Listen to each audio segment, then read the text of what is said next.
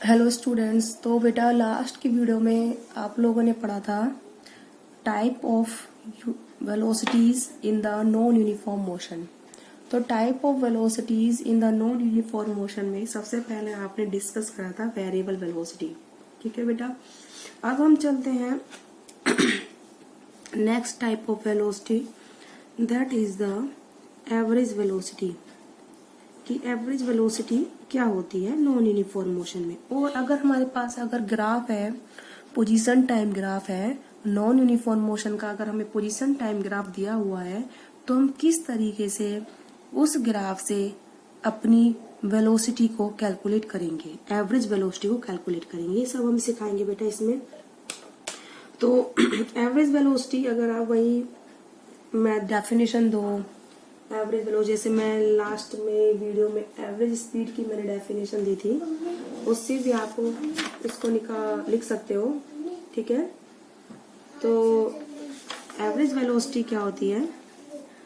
Average velocity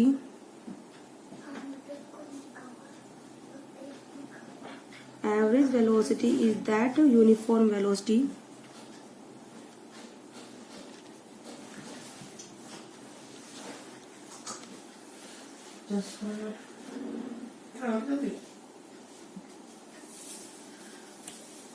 with which object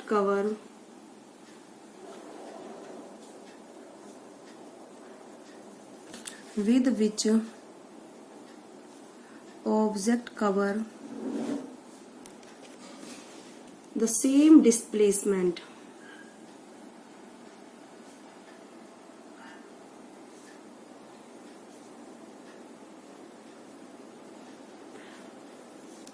in a given interval of time।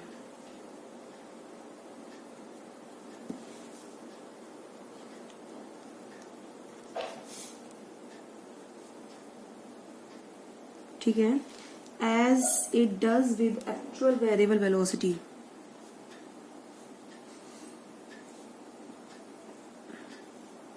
जैसा कि object actual variable velocity से करती काम, ऐसे ही किससे करा है बेटा? कांस्टेंट वेलोसिटी से करा है। ठीक है, during the given interval of time, during the given time. ठीक है बेटा, शायद मैंने इस चीज को आपको समझाया भी है। जैसे लेट आप यहाँ से आपने मैंने सदा एक एग्जांपल दिया था लास्ट वीडियो में। यहाँ से अगर आप दिल्ली तक का आपने डिस्टेंस ट्रेवल करा, दिल्ली तक का, तो मान लो आपकी जैसे वेलोसिटी 0 भी रही किसी टाइम पे, मान लो 20 किलोमीटर पर आवर भी रही, 100 किलोमीटर पर आवर भी रही, ब्रेकर्स आए तो आपकी 0 भी हुई, अगर ज्यादा व्हीकल्स थे तो आपकी स्पीड वेलोसिटी स्लो भी रही। तो इस तरीके से डिफरेंट वेलोसिटी से आपने दिल्ली तक की जो ट्रैवलिंग करी थी, और आपको इस प्रोसेस में 4 आवर्स लगे थे दिल्ली तक पहुंचने में। तो आपके डिफरेंट टाइम पे डिफरेंट वेलोसिटी थी, तो यानी कि हमारी वेलोसिटी क्या थी? डिफरेंट थी। It means non uniform motion है। लेकिन अब वही डिफरेंट वेलोसिटीज में जो 100 किलोमीटर पर आवर थी, 110 किलोमीटर पर आवर थी, 0 किलोमीटर पर आवर थी, 20 किलोमीटर पर आवर थी, अगर उन सब में से हम किसी एक वैल्यू को उठाएं, वो यानी कि मान लो लेट हमने 50 किलोमीटर पर आवर ले लिया। ठीक है, तो गिवन टाइम यानी कि 4 आवर्स में फिर हम कहाँ पहुंच जाएंगे बेटा? दिल्ली। ठीक है, तो जो हमने 50 किलोमीटर पर आवर एक स्पीड उठाई, एक वेलोसिटी जो हमने उठाई है, कि उस वेलोसिटी से हमें उतने ही टाइम में उतना ही डिस्प्लेसमेंट कवर करना है जितना हमने वेरिएबल वेलोसिटी से अपना डिस्प्लेसमेंट कवर करा था। तो जो हमने एक पर्टिकुलर स्पीड ली है, एक कांस्टेंट ली है, that is called the average velocity. क्या बोलते हैं बेटा उसको? हम एवरेज वेलोसिटी। ठीक है, अगर अब आता है, अगर हमारे पास ग्राफ दिया हुआ हो, क्या दिया हुआ बेटा? नॉन यूनिफॉर्म मोशन का ग्राफ दिया हुआ हो, तो हम जो है अपनी वेलोसिटी को, एवरेज वेलोसिटी को कैसे कैलकुलेट करेंगे? ठीक है, तो इसका एक मैं मेथड बता देती हूँ। बाय द स्लोप, यानी कि अगर आप नॉन यूनिफॉर्म मोशन का अगर आप स्लोप निकालोगे तो आप अपनी एवरेज वेलोसिटी क्या कर सकते हो बेटा? कैलकुलेट कर सकते हो। ठीक है, तो मैं आपको एक फॉर्मूला लिख देती हूँ यहाँ पे कि what is the formula of average velocity. ठीक है, यानी कि if delta X displacement cover करेगी body, if delta X displacement covered in time delta T, then average velocity कितनी होगी बेटा?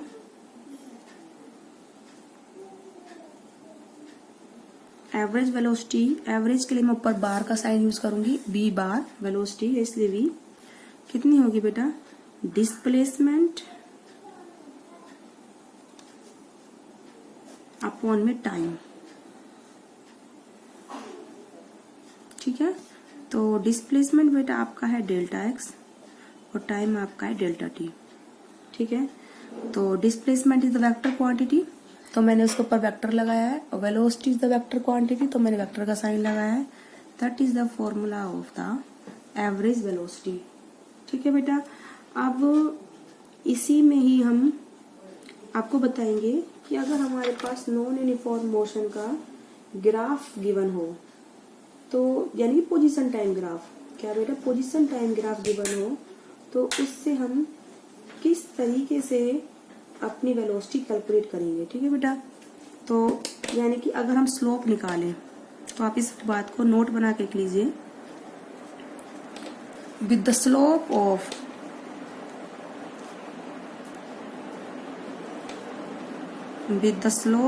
Position time graph, with the slope of position time graph of non-uniform motion,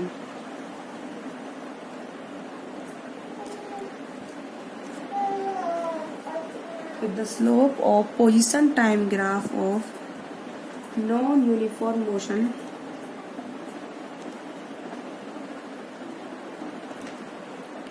we can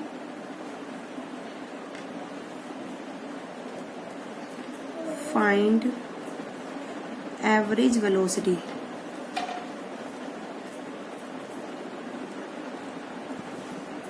okay बेटा, तो मैं अब आपको plot करके दिखाऊंगी ग्राफ को एवरेज वेलोसिटी का, उसके बाद फिर हम उससे क्या कैलकुलेट करेंगे? स्लोप से वेलोसिटी। ठीक है, लेट जो हमारा पोजीशन टाइम ग्राफ है नॉन यूनिफॉर्म मोशन का, ये हमारा पोजीशन एक्सिस है और ये हमारा बेटा टाइम एक्सिस है।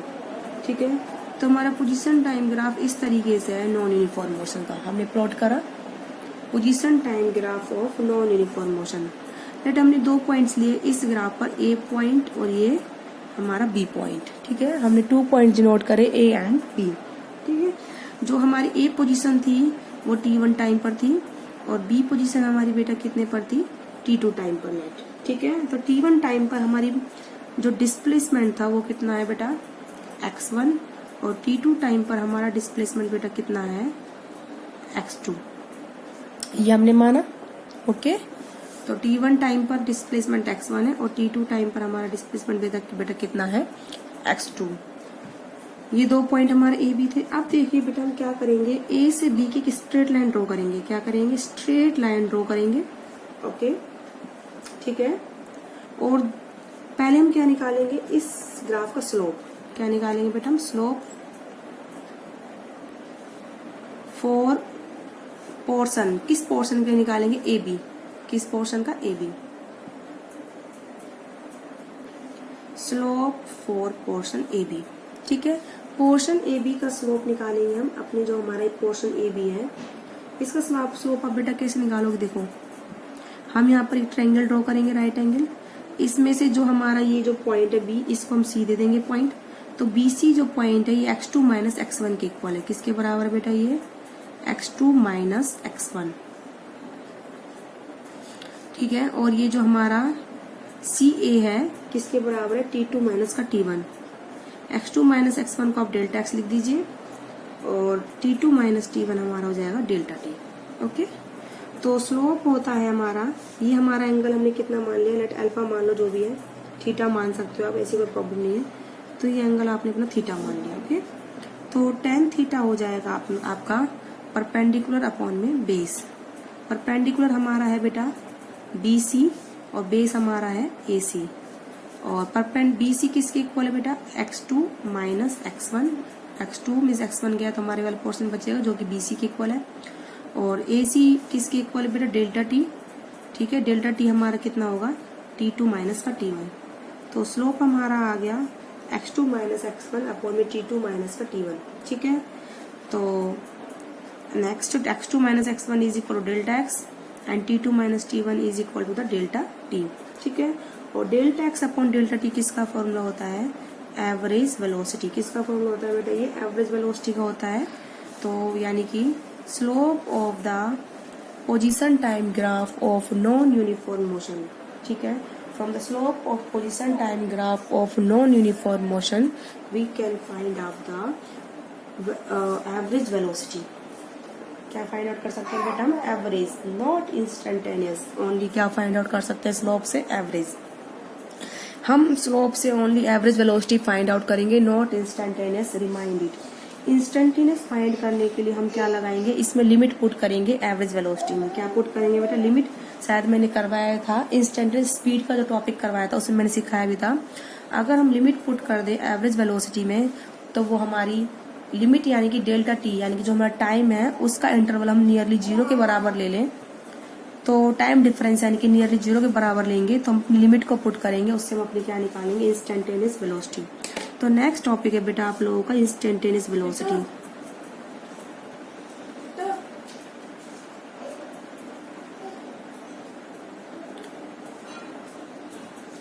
Instantaneous velocity. इंस्टेंटेनियस वेलोसिटी बेटा क्या होती है, velocity of the object at an instant of time. Instantaneous, तो इंस्टेंटेनियस वेलोसिटी होती है बेटा velocity of object at A given instant. ठीक है, इट इज द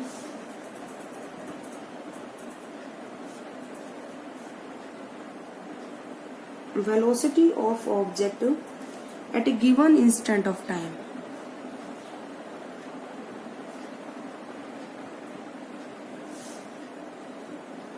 किसी भी एक पर्टिकुलर टाइम पे, ठीक है, जो हमारी स्पीड होती है या फिर वेलोसिटी होती है that is called the instantaneous velocity. ठीक है, शायद मैंने बताया भी था आपको, जैसे वही एग्जांपल दिया था दिल्ली वाला। जैसे लेट आपने 1 बजे स्टार्ट करा चलना और आप 4 बजे पहुंचे, तो आपसे किसी ने पूछा 2:30 पर आपकी कितनी वेलोसिटी थी, तो एक पर्टिकुलर टाइम की बात हो गई, तो किसी एक इंस्टेंट की बात हो गई, दैट इज, तो उस टाइम पर जो वेलोसिटी होगी हमारी that is called instantaneous velocity. ठीक है, तो लेकिन इंस्टेंटेनियस वेलोसिटी हम देते कैसे हैं, it is denoted by V I.